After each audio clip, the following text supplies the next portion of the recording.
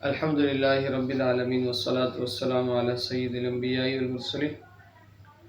اما بعد فاعوذ باللہ من الشیطان الرجیم بسم اللہ الرحمن الرحیم والقادر والحق والمعین والحق۔ الحمدللہ ربیع الاول شریف کا مہینہ، عید میلاد النبی صلی اللہ علیہ وسلم کا مہینہ جو ہے ہمارے درمیان جلوہ فروز ہے، جہاں اس کی روحانی برکتیں ہیں۔ لازمی سی بات ہے، یہ عیدوں کی عید ہے اور مسلمان اس کو ایک عظیم دن کے حوالے سے تصور کرتے ہیں، سیلیبریٹ کرتے ہیں۔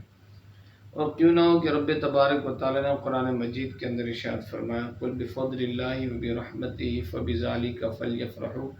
هو خیر مما یجمعون۔ اس دن خوشی منانا، اللہ فرما رہے کہ یہ اس سے بہتر ہے جو تم جمع کر کے رکھتے ہو۔ تو یہ ایک علمی بحث ہے، ایک علمی مسئلہ ہے، لیکن ربیع الاول شریف کے اندر کئی ذکر و اذکار اس حوالے سے کیے جاتے ہیں کہ حضور کی بارگاہ کا قرب حاصل ہو، آقا علیہ الصلوۃ والسلام کی زیارت حاصل ہو، حضور علیہ الصلوۃ والسلام کی بارگاہ میں قبولیت حاصل ہو۔ تو ان تمام وظائف میں ایک وظیفہ درود تاج کا بڑا خاص وظیفہ ہے، جو کئی بزرگوں کا طریقہ رہا، امام بوصیری علیہ الرحمہ اور دیگر کئی بزرگ ہمارے سلسلے کے کئی جو ہے مشائخ نے اس کو اپنا ورد میں رکھا اور درود تاج کے مختلف طریقے بیان کیے۔ کتنی بار پڑھنا ہے، 1 ربیع الاول سے لے کر 12 ربیع الاول تک جو ہے 92 بار روزانہ، اسی طریقے سے 63 بار روزانہ، اسی طریقے سے 117 بار روزانہ۔ پھر اس کا طریقہ کار یہ بھی بیان کیا گیا کہ جد الحسن والحسین، یعنی درود تاج آپ پورا پڑھتے ہوئے اللہم صلی علی سیدنا و مولانا محمد صاحب التاج والمعراج والمراق والعلم،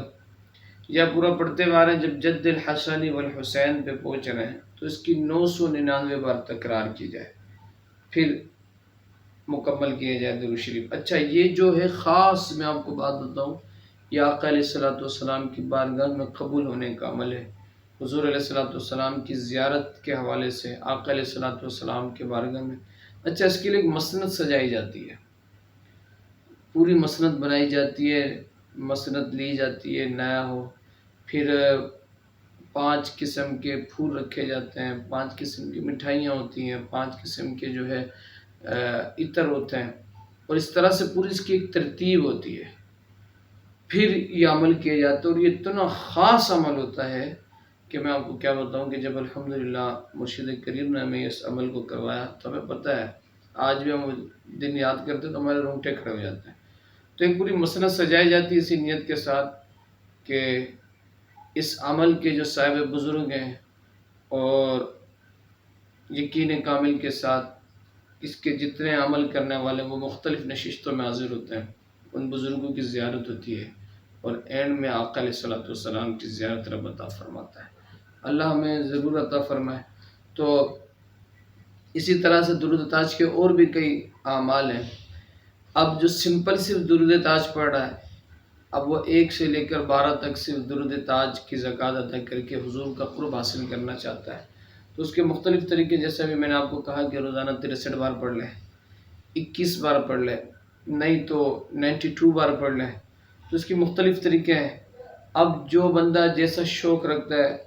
جیسی اس کی چاہت ہے، تو اس کو چاہیے کہ وہ اجازت حاصل کرے، پھر رابطہ قائم کرے اور پڑھے۔ اللہ کریم ہم سب کا پڑھنا اپنی بارگاہ میں قبول فرمائے اور اللہ اور اس کے رسول کی رضا کے لیے پڑھنے کی توفیق عطا فرمائے۔ جزاک اللہ۔